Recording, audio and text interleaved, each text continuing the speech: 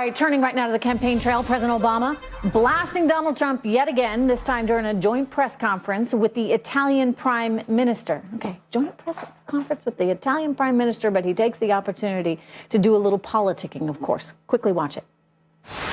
I have never seen in my lifetime or in modern political history any presidential candidate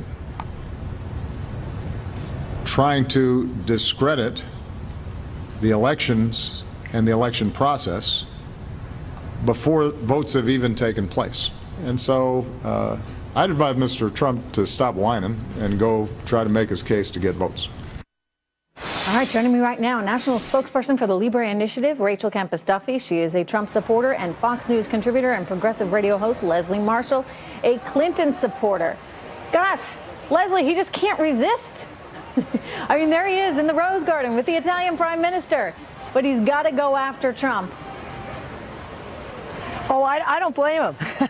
I mean, it's an election year. He's a Democrat. He wants a Democrat to take over the White House, and he obviously working with Secretary Clinton over the years. The two of them did repair that relationship from when they were running against each other. But I also think that he wants to make clear to the American people, and not just the president. I mean, Speaker Paul Ryan and others on the right have said the same thing, which is, although any election here and throughout the world can have some level of fraud, the stats show that over 14 years with approximately 1 billion votes, you're looking at approximately 35 cases, not enough to swing an election and yet, either way. Rachel, what he's talking about in a broad sense is also, when you say rigged, it's in part the media establishment, right? The New York Times, the Washington Post, some of the mainstream media organizations, where they take every opportunity they can to bash him. And, you know, you go to any one of those websites right now, and what you see are a whole lot of articles about Trump and some of the challenges he faces, as opposed to, say, some of the articles about WikiLeaks or this FBI quid pro quo scandal that's haunting her now. So, you know, when he says rigged, is there some merit to that? Absolutely. If you're talking about, you know, it's really easy if you're Barack Obama, who's had the most compliant, fawning press that any candidate or sitting president has ever had in the history of this country. So it's really easy for him to sit back. And he did, by the way, going all the way back to Hillary Clinton, right? Remember when he ran against Clinton? And she was angry at the time because she accused the press of treating him better than they treated her?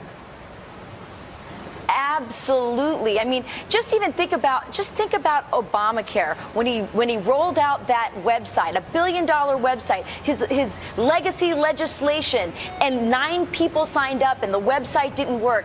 I mean, the ridicule that a GOP president would have had with that kind of a disastrous rollout, it would have haunted him for the rest of his presidency. It's just a one-cycle thing, and the press forgets about it. So that's part of the, I think, the rigged issue that he's referring to, among other things. Let me also ask you guys about Melania Trump. Now, she came out and gave a big interview. She addressed her husband's lewd comments for the very first time today with our own Ainsley Earhart on Fox News. Listen to this. Those words, they were offensive to me, and they were inappropriate. And he apologized to me, and I accept his apology. He's not the man that we heard him on the tape with Billy Bush, because I know those people. They hook him on. They try to get from him some inappropriate and dirty language. Okay, so she says it's Billy's fault. I'm curious as to whether or not this is going to have a big impact on women, because I'm kind of wondering, Leslie, if, you know, that was sort of last week's story, right? Hasn't everyone tried to move on? Shouldn't the campaign be moving on? Do we run the risk here that we go right back, the media being, into that story about Billy Bush and the lewd comments and the tape, et cetera? So in other words, if I'm his campaign manager, do I really want Melania talking about that today? Absolutely not, Trish. You hit it there.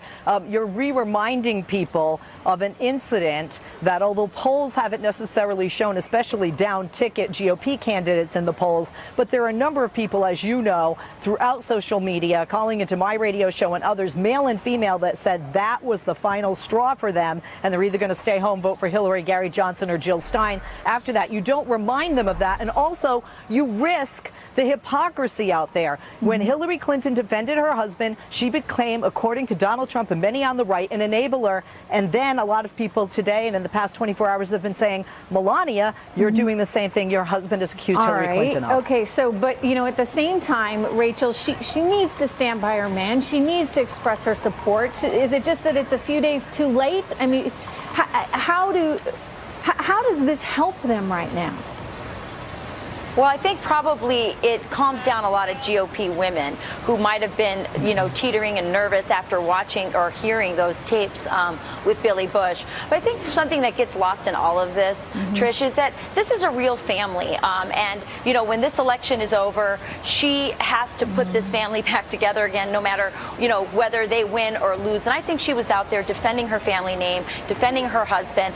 And look, I understand the hypocrisy. Yeah, that's a good point. Finish. Yeah. Well, I was just going to say also that Leslie, you know, brought up the hypocrisy. I think the media has been falling over itself to put any of the women that have accused Donald Trump on television. I think the women that accused Hillary's husband were not treated the same. And frankly, I think it has a lot to do with classism. I think those women were working class women. I know, and I think there's a lack of understanding in the press for those women, and a lot more understanding for, you know, a journalist or a Manhattan socialite that comes out. Is it classism, or is it just simply that, you know, the media is solving for its own equation here, and we have many members, and we're going to get to that in just a second, many members of the media that don't like conservatives, and therefore the story's not as productive for them. It's classism and it's selective outrage. Thank you so much.